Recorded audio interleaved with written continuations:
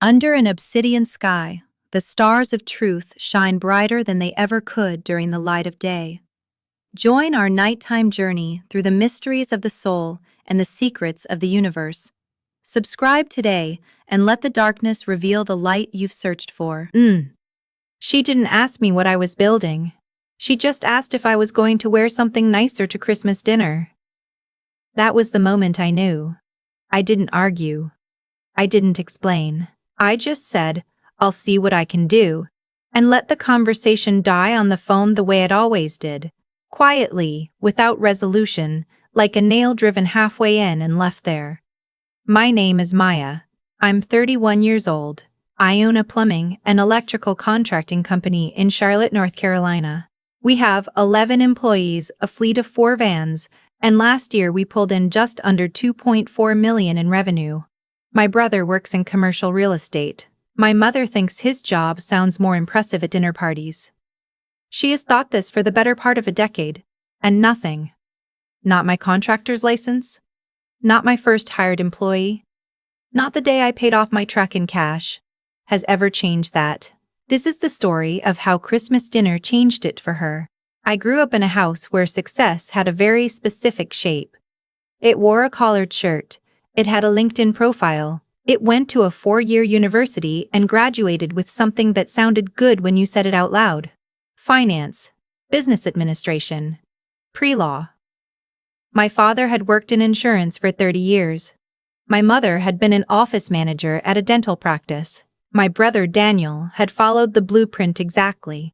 University of North Carolina, business degree, entry-level analyst position, slow climb up a commercial real estate firm. I had followed a different path entirely.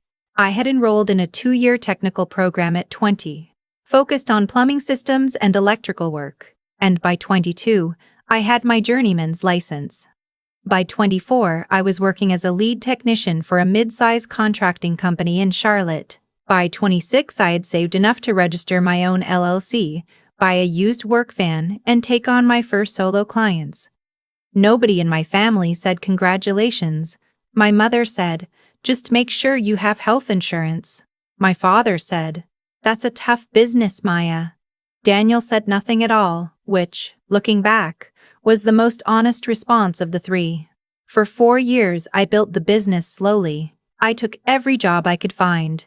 Burst pipes in old residential homes at 2 in the morning, rewiring kitchens in cramped apartment complexes, new construction rough-ins for a home builder in the suburbs. I was on job sites before sunrise. I drove home with grease under my fingernails and satisfaction in my chest that I genuinely could not explain to anyone in my family, so I stopped trying. Every Thanksgiving, every Christmas, every Easter, the conversation at my parents' table followed the same pattern. My mother would ask Daniel about his listings. My father would ask Daniel about the market. Someone would turn to me and ask, "How's work?" Not "What are you building?" Not "What did you just finish?" Just "How's work?" The same way you'd ask someone about traffic on the way over. I'd say, "Good, busy," and they'd nod and turn back to Daniel. I didn't resent them for it. Or maybe I did, and I'd just gotten so good at swallowing it that the feeling had stopped registering as pain. It had become something more like background noise. Like the hum of a refrigerator. Always there, easily ignored. The Christmas incident started 2 months before December. My mother called on a Thursday evening. I remember because I was reviewing a materials estimate for a job in the naughty neighborhood, and I almost let it go to voicemail. She led with small talk, which meant she wanted something. She asked about the weather. She asked about my apartment. Then she said, "I wanted to talk to you about Christmas, sweetheart." I put down my pen. She told me that Daniel was bringing someone special to Christmas dinner this year. A woman he'd been seeing for about 8 months. Her name was Claire. She was an architect, a real one, my mother said. Like there was a counterfeit version available. Who worked for a development firm in Raleigh. My mother had already met her once, briefly, and she was wonderful. Educated. Polished. The kind of woman you could take anywhere. I waited. Then my mother said, We're also going to have some of your father's colleagues over, people from the firm. And I want everything to feel very put together this year, very professional. I said, okay. She said, and I guess what I'm trying to say is, you know how Dad's colleagues can be. They're a certain kind of people. And I just think maybe this year it might be better if you sat it out. Just this once. I was quiet for a moment, long enough that she filled the silence. It's not that we don't want you there, she said. You know we love you. But you know how conversations go and people ask what you do, and then there's this whole thing. And Daniel's really excited about Claire, and I don't want anything to make him uncomfortable. You understand, don't you, sweetheart? There it was. Not even a lie, really. Just the truth of how they saw me. Laid out with the kind of careful gentleness people use when they know what they're saying is wrong but have decided to say it anyway. I told her I understood. I told her I hoped it went well. I got off the phone, sat at my desk for a long time, and then I went back to my materials estimate. I didn't call back to argue. I didn't send a long text explaining my revenue. I didn't tell Daniel what our mother had said. I just worked. The thing about building a business from scratch is that it has a way of focusing you. Rejection when it comes from clients, or competitors, or the bank, teaches you quickly that the only real response is to get better, move faster, do more. The rejection from my family had always operated differently. It had a way of making me feel small in a manner that I couldn't invoice or schedule my way out of. But something about that phone call shifted the equation. I stopped attending family dinners where I was tolerated. I sent a brief text to my mother, wishing them a Merry Christmas, and left it at that. I spent Christmas Day at the shop, reorganizing inventory, and reviewing a proposal I'd been putting off for weeks. The proposal was for a contract with a development company called Hartwell Group. Hartwell Group was a mid-sized commercial development firm based in Raleigh.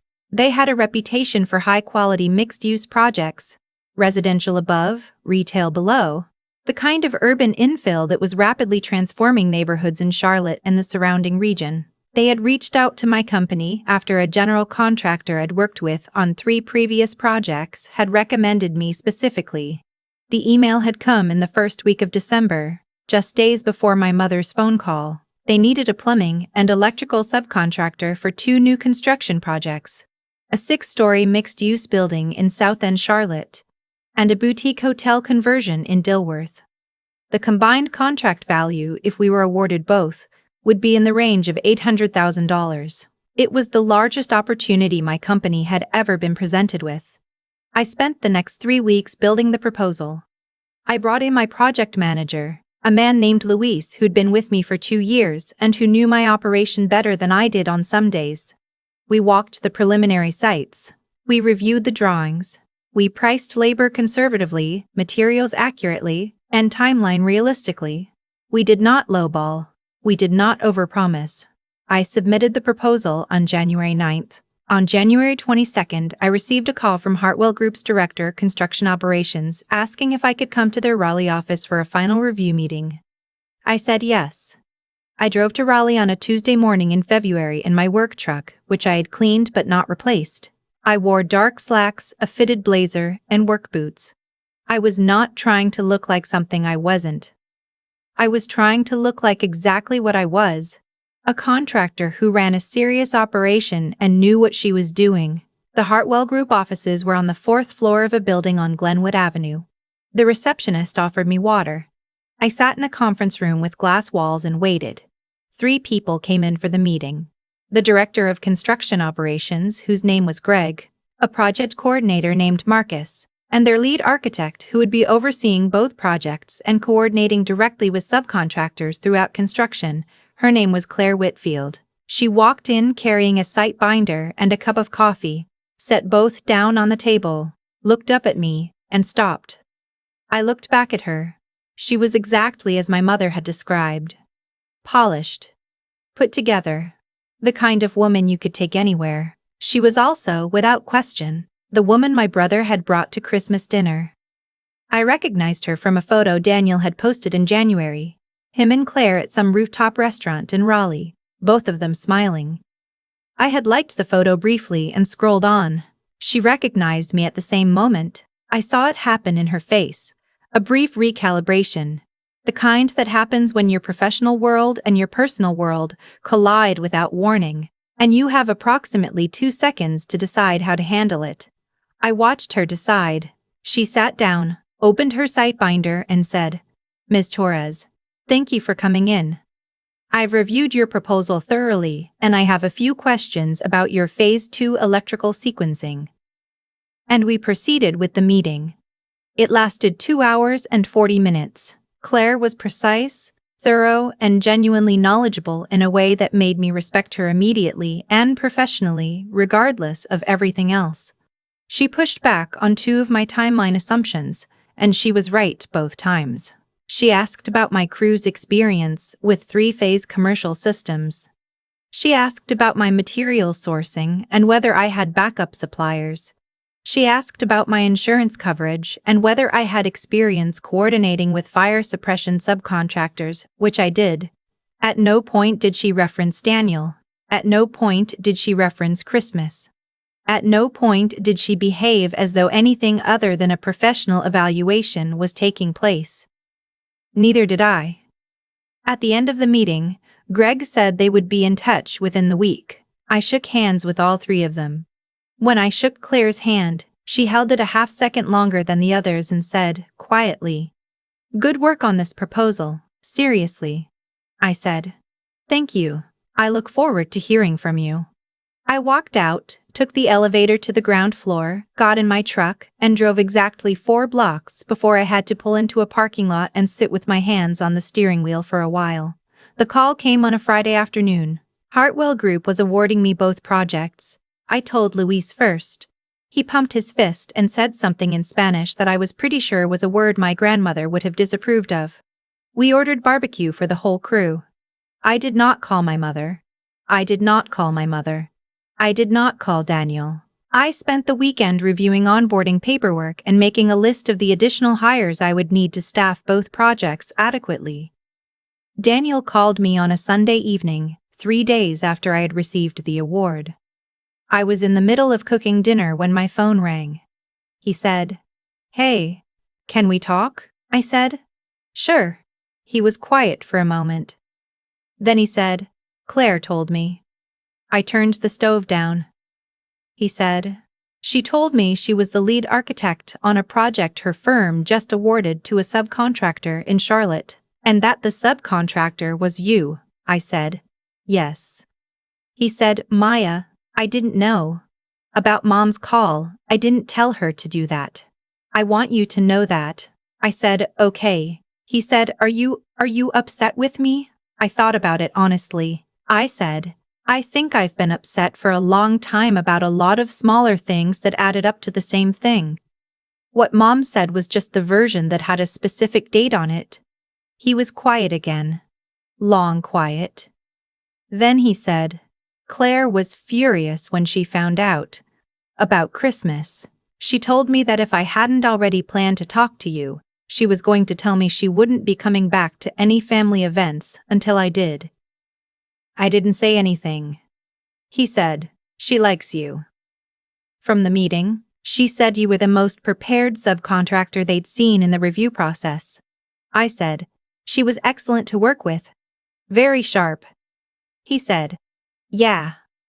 Another pause. "I'm sorry, Maya. I should have said something a long time ago. Not just about Christmas. About all of it. I thought about the years of dinners, the housework questions, the way they'd all looked at me. Not with contempt, exactly, but with a kind of affectionate dismissal, like I was a child who had chosen to play outside while the adults discussed serious things. I said, "I appreciate you saying that." He said, "Can I come visit? See the operation?" Claire wants to bring the Hartwell project team to do a site walk in April. I'd like to see it myself before then. I said, "Yeah, come down." My mother called 4 days later. She led with pleasantries, which meant she already knew and was buying time to figure out how to frame it. She asked about the weather. She asked about my apartment. Then she said, "Daniel told me about the project." I said, "Yes." She said, "That's a big contract, Maya." That's wonderful. I said, "Thank you." She said, "I had no idea your company had gotten that big." I said, "I know." She was quiet. Then, in a smaller voice than I was used to hearing from her, she said, "I owe you an apology. About Christmas." What I said was, "I didn't handle that well. I wasn't thinking about how that would feel for you." I said, "I know." She said, "Are you angry?" I thought about the question seriously, the way I thought about things that mattered. I said, "I'm not angry. But I want to be honest with you about something. What you said to me about Christmas wasn't really about that one dinner. It was about something you've believed for a long time. That my work was less than Daniel's work. That I was less, somehow. And I think the reason I didn't push back at the time is that part of me had started to believe it too, and I can't keep doing that." She said, "Maya," I said, "I'm not asking you to apologize for the past. I'm asking you to actually see me going forward. Not the job title, me and the thing I've built. If you can do that, I want to have a real relationship. If Christmas is always going to be about impressing your husband's colleagues, I'll spend it somewhere else." The line was quiet for a long time. Then she said, "I see you. I should have been seeing you all along." I said, "Okay." Then I said, "I'll come for Easter." She said she'd make the things I liked. Daniel came down in March, a Saturday morning. He showed up in a jacket and dress shoes, which I found quietly funny, and I gave him the full tour. The shop, the warehouse, the vans, the binders of completed projects on the shelf above my desk. He stood in front of the project binder shelf for a long time without saying anything. Then he said, "How long have you been doing this?" I said. "Since I was 26, he said, 5 years. I said, "Almost 6. He picked up one of the binders, flipped through it. Project photos, inspection reports, client sign-offs. He set it back carefully. He said, "I didn't know." That's embarrassing for me to say, but I didn't know. I said, "You didn't ask." He said, "I know." Luis came in from the back to grab a set of keys and stopped when he saw Daniel. I introduced them. Daniel shook his hand and said, "You work for my sister?" Luis said, "Going on 3 years. Best job I've had." Daniel looked at me. I looked back at him. The Hartwell projects broke ground in April. I was on site the first morning before any of my crew arrived, standing in the mud in the gray early light, looking at the staked outline of what would become, in 14 months, a 6-story building that I would help build from the ground up. I thought about the girl who had enrolled in technical school at 20 because she genuinely loved knowing how systems worked, how water moved through a building, how current ran through wire, how the invisible infrastructure of a structure made everything else possible. I thought about the years of questions she had answered with just good and busy, because she had learned that the full answer wasn't welcome at the table. I thought about my mother's voice saying, "You understand, don't you, sweetheart?" And how I had said yes, because it was easier. And how saying yes had cost me something I hadn't fully calculated until I had to sit alone in a parking lot in Raleigh and let the weight of it pass through me. I thought about Claire, who had walked into that conference room, seen me, recalibrated in 2 seconds, and run a professional meeting without flinching. I respected that more than I could easily say. Claire and I had developed a solid working relationship in the month since the award. We texted about scheduling and sequencing and coordination questions. She was precise and responsive and had a gift for catching problems before they became expensive. She and Daniel were still together. She came to Easter. At Easter, my father's colleagues were not there. It was just family. My mother made the things I liked. My father asked me, about the South End project. He listened while I explained the phasing. He asked a follow-up question that showed he had actually heard the first answer. It was such a small thing. It should not have meant as much as it did. I talked for probably 20 minutes. Nobody changed the subject. I'm not telling you this story because it ended perfectly. Families don't work that way, and I've been in business long enough to know that a good first quarter doesn't guarantee anything about the rest of the year. My mother still occasionally introduces me to people with a slight hesitation before the word contractor, like she's still getting comfortable with the sound of it. My father still asks Daniel about listings before he asks me about projects. These things change slowly. Sometimes they don't change completely. But I am telling you this because of something Claire said to me on the Hartwell job site one afternoon in May, while we were walking the rough-in inspection on the 4th floor. She had asked me, out of nowhere, how I had stayed so composed during the meeting in February. Knowing what she knew, sitting across from her and proceeding like nothing was unusual, I had to think about it.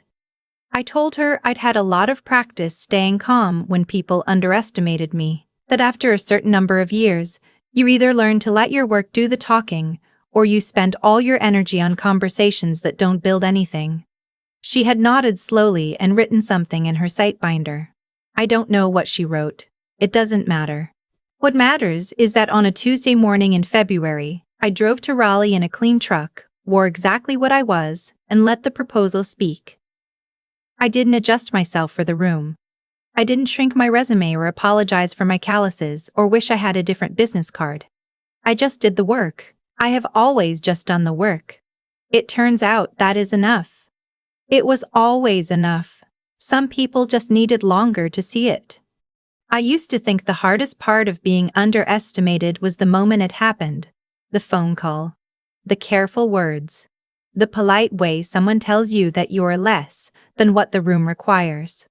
But I've learned that the hardest part isn't that moment at all. The hardest part is the years before it, when you absorb the message so gradually that you stop recognizing it as something being done to you and start treating it as something simply true about you.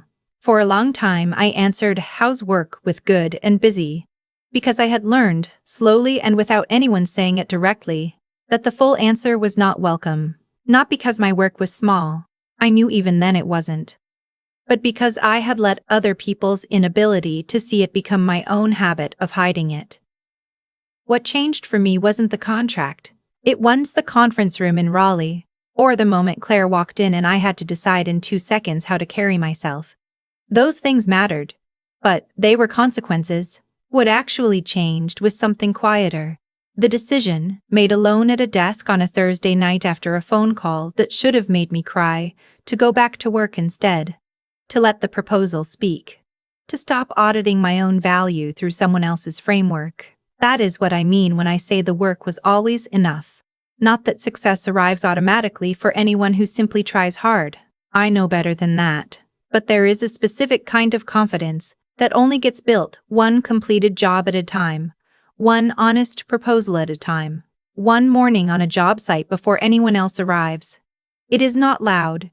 It does not announce itself at dinner tables. It just accumulates quietly until one day you walk into a room full of people who have more traditional credentials than you, and you are not afraid because you are carrying 5 years of actual evidence in a binder under your arm.